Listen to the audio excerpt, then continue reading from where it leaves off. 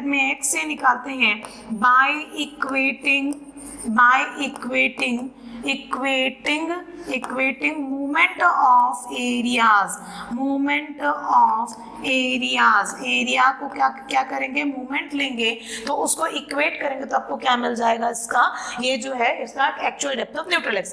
अब कैसे इक्वेट करेंगे, सपोज ये जो विड्थ है वो बी, तो कंप्रेशन साइड पे एरिया कितना हुआ, ये हो जाएगा बी इंटू, अब ये डेप्थ को किससे डिनोट करेंगे, एक्स, तो ये हो जाएगा बी इंटू एक्स ए, ये कंप्रेशन का एरिया।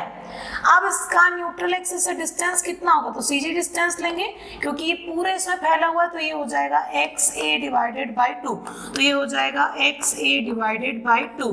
वैसे ही टेंशन साइड का एरिया, तो टेंशन एरिया होता है एम ए एस टी, यहाँ पर मॉड्यूलर रेशियो को लेना पड़ेगा, ये टेंशन एरिया कितना हो जाएगा एम ए एस टी, तो एम ए एस टी और इसका आपका न्यूट्रल एक्सिस से डिस्टेंस कितना है, तो न्यूट्रल एक्सिस से डिस्टेंस एक ही लाइन पे है, तो ये हो जाएगा d माइनस एक्स ए, तो यहाँ पर हो जाएगा मोमेंट d माइनस एक्स ए, क्योंकि मोमेंट इज इक्वल टू क्या होता है, फोर्स इंटू परपेंडिकुलर डिस्टेंस। अभी यहाँ पर एरिया इंटू परपेंडिकुलर डिस्टेंस है, तो एरिया ये है और परपेंडिकुलर डिस्टेंस मतलब इसके सीजी पार्ट से लगना है, और यहाँ पर इसका area M A S T है, तो यहाँ से डिस्टेंस कितना हो जाएगा perpendicular d minus x A. अब इस फॉर्मूले को जब आप सिंप्लीफाई करेंगे तो आपको किसकी वैल्यू मिल जाएगी, एक्स ए की वैल्यू मिल जाएगी। ठीक, इस फॉर्मूले से वैसे सिंप्लीफाई करते नहीं, हम इसको ऐसा ही रहने देते हैं, जब पेपर में पूछ लेता है तो सारी वैल्यूज को रख के एक्स ए की वैल्यू को निकाल लेते हैं। अब यहाँ पर ध्यान देंगे, आपको ये ऑब्जेक्टिव क्वेश्चन पूछा जा चुका है कि actual depth of neutral axis WSM में कैसे निकालते हैं, तो आंसर आएगा by equating movement of areas, area के मूवमेंट को लेना है। ये सीजी डिस्टेंस है, क्योंकि एक एरिया जब फैला रहता है तो हम उसके सीजी से डिस्टेंस को मानते हैं कि वो डिस्टेंस मूवमेंट, ये वाला पार्ट यहाँ से मूवमेंट डेवलप करे, और ये तो पूरी एक ही लाइन पे है, तो एक ही लाइन पे डिस्टेंस कितना हो जाएगा, d माइनस एक्स ए। तो यहाँ से एक्स ए निकाल लिया, यहाँ से एक्स ए निकाल लिया। अब अगली ड्यूटी क्या है हमारी, सेक्शन को डिफाइन करना, अंडर रेनफोर्स्ड है, ओवर रेनफोर्स्ड है, बैलेंस है, तो वो डिफाइन करने का तरीका बिल्कुल सिंपल है। If x a is less than x e, तो ये क्या हो जाएगा, under reinforced section, x a is equal to x c, तो बैलेंस सेक्शन, और x a is greater than x c, तो ये क्या हो जाएगा, over reinforced section. X c मतलब आपका लिमिट स्टेट मेथड का एक्सियो लिम ही है, तो वही चीज यहाँ पर यूज हो रही है। ठीक, तो ये सिंपल सा कंसेप्ट है, जब आप स्ट्रेस डायग्राम का सिमिलर ट्राइंगल लोगे तो उससे मिलेगा आपको एक्स सी का वैल्यू, और जब उसमें मोमेंट ऑफ एरियाज करोगे तो आपको मिलेगा एक्स ए का वैल्यू। अब चलते हैं नेक्स्ट पार्ट में, क्योंकि अल्टीमेटली जब हम एक बीम का एनालिसिस करते हैं तो हमारी ड्यूटी क्या होती है, पूरे एनालिसिस में क्या निकालना, इसका निकालना एमयू या मोमेंट ऑफ रेजिस्टेंस। तो अब अगली ड्यूटी है मोमेंट ऑफ रेजिस्टेंस, क्योंकि बीम को किसके लिए डिफाइन करते हैं, बेंडिंग मोमेंट के लिए, तो मोमेंट ऑफ रेजिस्टेंस। तो मोमेंट ऑफ रेजिस्टेंस निकालने के लिए फॉर्मूला होता है एम आर का, पहले होगा कंप्रेशन साइड से, तो ये हो जाएगा कंप्रेसिव फोर्स इनटू क्या हो जाएगा, लीवर आर्म। वहीं पर अगर हम इधर टेंशन साइड पे चले तो M R is equal to क्या हो जाएगा, टी इनटू लीवर आर्म। आप देखते हैं ये कंप्रेसिव फोर्स कैसे निकालेंगे, तो compressive force is equal to क्या होता है, stress into area, force is equal to होता है स्ट्रेस इनटू एरिया। अब मैं ये वाला डायग्राम को फिर से लेती हूँ, आपका जो फर्स्ट डायग्राम जो हमने बनाया है उसको। ठीक, अब यहाँ पर देखिए, पहले यहाँ पर कंप्रेसिव फोर्स को हम निकाल लेते हैं, तो कंप्रेसिव फोर्स को निकालते हैं सी स्ट्रेस, ये वाला डायग्राम है आपका स्ट्रेस डायग्राम। ठीक, ये डायग्राम जो है इसमें स्ट्रेस की वैल्यू यहाँ पर कितनी है, सिग्मा सीबीसी, यहाँ पर कितना है, 0, तो एवरेज स्ट्रेस लेंगे sigma CBC plus 0 divided by 2, क्योंकि यहाँ पर एक जगह मैक्सिमम है, एक जगह पे 0। अब ये हो गया स्ट्रेस, एरिया क्या हो जाएगा, एरिया है बी, विड्थ है, और एक्स ए क्या है, इसका डेप्थ है, तो ये एरिया हो जाएगा बी इंटू एक्स ए। तो ये हो जाएगा कंप्रेसिव फोर्स।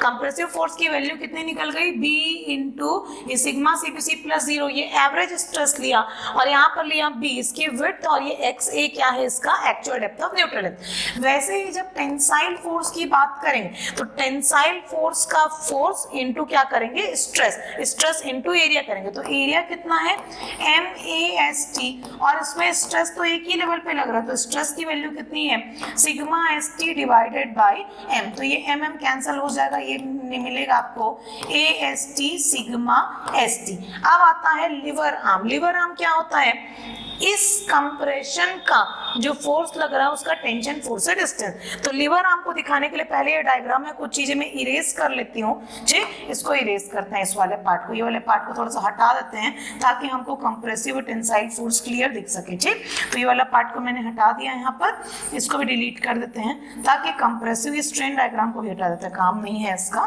ठीक, तो अब ये कंप्रेसिव और टेंसाइल फोर्स कैसे दिखेगा, तो अब यहाँ पर देखते हैं कि कंप्रेसिव फोर्स, ठीक, कंप्रेसिव फोर्स टेंसाइल फोर्स को दिखाने के लिए मैं एक दूसरा पेन यूज करती हूँ। सपोज कंप्रेशन लग रहा है यहाँ पे और टेंशन लग रहा है इस लेवल पे, ठीक, तो इन दोनों के बीच का डिस्टेंस को हम क्या बोलेंगे, लिवर आर्म, क्या बोलेंगे, लिवर। अब ये लिवर आर्म कितना होगा, तो ये दोनों के बीच का टोटल डिस्टेंस कितना था, डी। आपका टॉप से टेंशन एनफोर्समेंट तक का डिस्टेंस कितना होता है, डी। डी में अगर मैं इतना पार्ट को माइनस कर दूं, ठीक, ये इतना पार्ट को माइनस करूं तो ये क्या हो जाएगा आपका d माइनस, ये डिस्टेंस को हमने माना था x x a बाई 3, अगर मैं इतना डिस्टेंस को माइनस कर दूं तो मेरे को मिल जाएगा लिवर आर्म की वैल्यू, और लिवर आर्म हो जाएगा आपका d minus x a by 3। ये ट्राइंगल है, ट्राइंगल का सीजी यहाँ से कहाँ होगा, 1/3 पे और यहाँ से 2/3 पे, तो अगर मैं इतना डिस्टेंस को माइनस कर दूं तो मेरे को ये वाला डिस्टेंस कंप्लीट मिल जाएगा, ये कितना हो जाएगा, d minus x a by 3। तो अब इसी चीज को हम सब्स्टिट्यूट करते हैं आगे, ठीक, आगे पार्ट में सब्स्टिट्यूट करते हैं। तो वहां पर मैंने आपको बताया था जो सब्स्टिट्यूशन वाला पार्ट, अब उसको लेके चलते हैं यहाँ पर, ठीक, ध्यान दो, ये कहाँ तक चल रहे थे हम, tension into lever arm, compression into lever arm. तो अब इसमें चलते हैं, moment of resistance, compressive force की वैल्यू कितनी आई थी, कंप्रेसिव फोर्स की वैल्यू आई थी sigma c b c divided by 2b into x a, ठीक, और लिवर आर्म कितना आया था, d minus x a by 3। देखो शुरू जब पढ़ते हैं WSM तो LSM से कंफ्यूजन होता है, ये ऑब्वियस है, ये हर कैंडिडेट को आता है, कोई नई बात नहीं है। ये जब मैं भी फर्स्ट टाइम पढ़ी थी इन मेथड्स को तो मेरे को कंफ्यूजन आता था।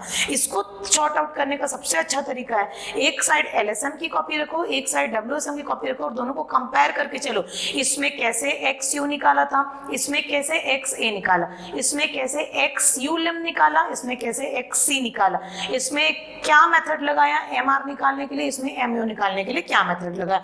तो कंपैरिजन जब आप करते जाएं तब आपको ये चीज लॉन्ग टर्म तक रिटेन रहेगी। ठीक, अब उसके बाद चलते हैं मोमेंट ऑफ रेजिस्टेंस। यहाँ पर आया था आपका sigma S T A S T और ये था आपका d minus x a by 3। तो ये हो गया आपका कंप्रेसिव और टेंसाइल मोमेंट ऑफ रेजिस्टेंस। ये मोमेंट ऑफ रेजिस्टेंस बिल्कुल LSM के MU के जैसे है। MU याद करो LSM का कितना आया था, तो ये वैल्यू इतनी आ रही थी आपकी, क्योंकि वहां पर डायग्राम पैराबोलिक और रेक्टेंगल था तो एनालिसिस करना पड़ा था।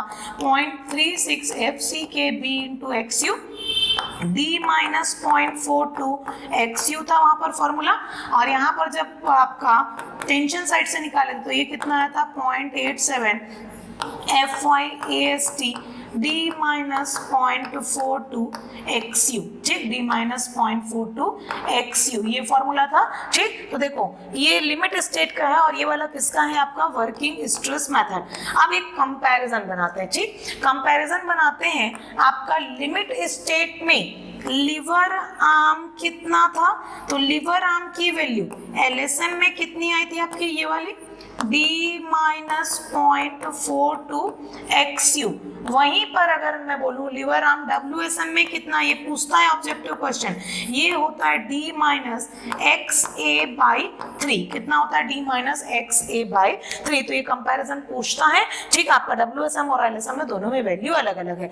अब यहाँ पर एक चीज और कर सकता है, अगर मैं बैलेंस डेप्थ की बात करूं, किसकी बात करूं, बैलेंस सेक्शन की बात करूं, तो उसमें क्या हो जाएगा, XC is equal to XA, और अगर LSM की बात करें तो XU lim is equal to कितना हो जाता है एक्स। ठीक, तो उस केस में हम ये एक्स यू की जगह क्या रख सकते हैं, एक्स यू लिम रख सकते हैं, और एक्स ए की जगह क्या रख सकते हैं, एक्स ए की जगह रख सकते हैं एक्स सी। अब जो आप सब्सटीट्यूट करते हैं तो इसमें जो फैक्टर मिलता है, मैं पहले एलएसएम को लेके चलती हूँ, एलएसएम से ज्यादा आपको क्लियर होगा, फिर डब्ल्यूएसएम में उसको क्या करेंगे, शॉर्ट कर लेंगे। ठीक, तो ये आपका ये लिमिट स्टेट में मिला था हमको, ये डब्ल्यूएसएम में मिला था। अब एलएसएम का जो लीवर आर्म का फॉर्मूला, ठीक, उसको और सिंप्लीफाई कैसे कर सकते हैं, lever arm is equal to D